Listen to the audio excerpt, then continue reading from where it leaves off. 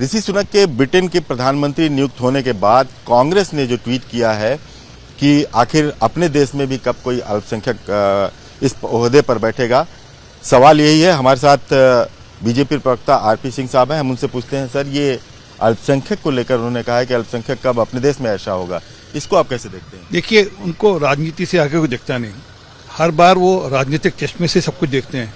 इस देश के राष्ट्रपति अल्पसंख्यक रहे हैं, जाकिर हुसैन साहब हों, कलाम साहब हों, ज्ञानी जैल सिंह जी हों, और देश के प्रधानमंत्री मनमोहन सिंह जी रहे हैं, 10 साल रहे हैं लगभग, और परंतु उनको इससे आगे दिखता नहीं। उनको सिर्फ राजनीति एक वोट बैंक के चलते हुए ऐसी बात करते हैं और किसी हद को भी पार करेंगे। अरे देश की जनता चुनती है, देश की जनता अल्पसंख्यक देखकर नहीं चुनती, व्यक्ति का काबिलियत देखकर चुनती है कि कितना काबिल है व्यक्ति, और कोई काबिल व्यक्ति हो तो देश का प्रधानमंत्री बन सकता है।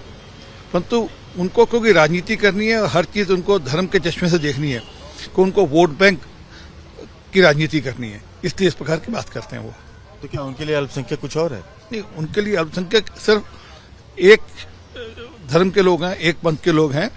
मेरे सिख भी अल्पसंख्यक हैं, उनको ये समझ में नहीं आती बात। परंतु उनको कहा ना, उनको सिर्फ वोट बैंक देखना है, कि उनको लगता है कि हम ये बोलेंगे तो एक वोट बैंक हमसे खुश हो जाएगा, एक वोट बैंक हमारी तरफ चला आएगा। परंतु वो वोट बैंक भी आज ये देखते हैं कि उनकी चिंता कौन कर रहा है, उनके समाज की चिंता कौन कर रहा है। क्या उनके घर पे नलका, क्या उनके सिर पे छत, क्या उनके घर में गैस सिलेंडर, क्या उनके लिए आयुष्मान भारत, क्या उनके लिए किसान सम्मान निधि है, तो वो है। असल में उनको ये नहीं समझ आ रहा कि वोट बैंक की राजनीति आज क्या डेवलपमेंट है, किस प्रकार जो पायदान पर आखिरी व्यक्ति है उसकी चिंता करने का वोट बैंक है, ना कि पंथ और धर्म के आधार पर वोट बैंक मांगने का। जम्मू कश्मीर की नेता महबूबा मुफ्ती भी इसी राग में बोल रही हैं। महबूबा मुफ्ती तो 100% आप कश्मीर के चुनाव को देखकर इस प्रकार की बात बोल रही है कि उनको लगता है कि कश्मीर में चुनाव इससे जीत जाऊंगी।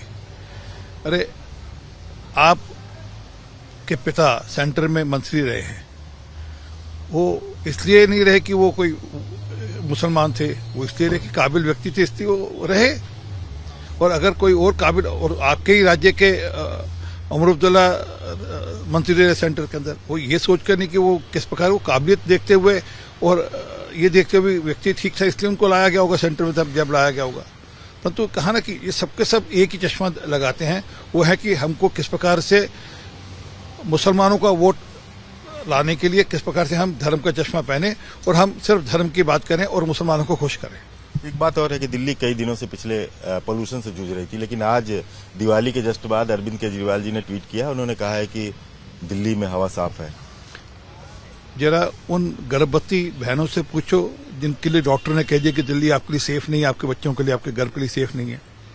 इसमें क्या कि लगातार निरंतर झूठ बोलना। और दिल्ली आज तो चलो अभी तो बहुत हालत खराब है, परंतु दिल्ली लगातार 200 से ऊपर AQI लेवल पर रही है लगातार। जनवरी, फरवरी, मार्च, अप्रैल, मई, जून, सिर्फ एक बारिश का जो मौसम रहा 1.5 महीना तब ठीक रहा, अन्यथा पूरा समय दिल्ली का AQI 200 से ऊपर रहा। और 50 से ऊपर मतलब दुनिया भर के शहरों में जब 50 से ऊपर AQI होता है तो स्कूलों में छुट्टी दे दी जाती है।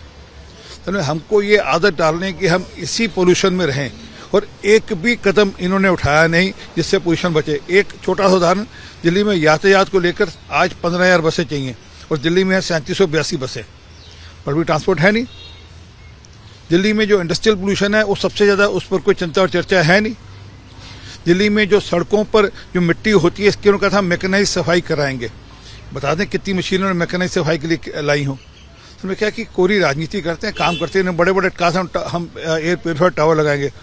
एक टावर लगा, वो भी टाटा ने स्पॉन्सर किया था, अन्यथा उसके अलावा कोई टावर लगाया नहीं दिल्ली में। दिल्ली में पिछले 7 सालों में कितने पेड़ इन्होंने लगाए उसकी जरा गिनती बता दें।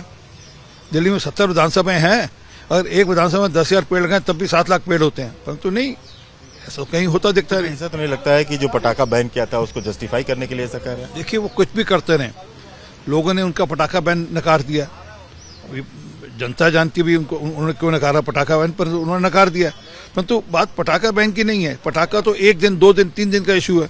मैं आपको सारा साल की गिनती करना, कृपा कर आप जनवरी, फरवरी, मार्च, अप्रैल, मई, जून तक का AQI देख लें, और अगर 200 से कम मिले तो बताइएगा मेरे को। समस्या है कि क्या हमारे पास एक कॉम्प्रिहेंसिव पॉलिसी है इसको डील करने की, या सिर्फ हम नी जब जरूरत पड़ेगी तब कुछ सोचेंगे, तब हम कुछ करेंगे, उस प्रकार का रिएक्शन होता है तभी दिक्कत होती है। रिपब्लिक से बात करने के लिए धन्यवाद। कैमरामैन अभिषेक के साथ अखिलेश राय, रिपब्लिक भारत।